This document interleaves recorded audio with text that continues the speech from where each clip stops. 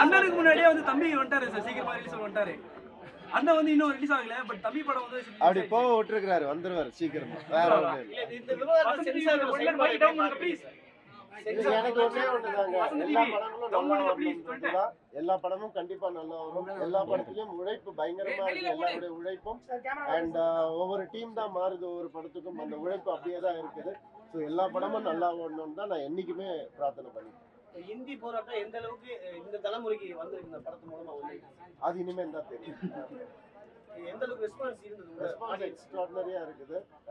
ஏன்னா எதையுமே தப்பா சொல்லல, அதுலயும் ஒரு டயலாக் இருக்கும். ஹிந்தி எதிர்க்கிறவங்க கிடையாது, அது திணிப்பை எதிர்க்கிறவங்கன்ற ஒரு டயலாக். சார் இது தமிழ் லாங்குவேஜ் தாண்டி மற்ற லாங்குவேஜ் அந்த படம் எப்படி போகும்னு நினைக்கிறீங்க? சினிமாக்கு லாங்குவேஜே கிடையாது, எமோஷன் தான். Cinema is an emotion.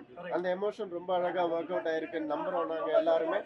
And கைத்தட்டல்கள் கேட்கும் போது எல்லா எமோஷனும் ஒர்க் அவுட் ஆயிருக்குன்னு நினைக்கும் போது ரொம்ப சந்தோஷமா இருக்கு.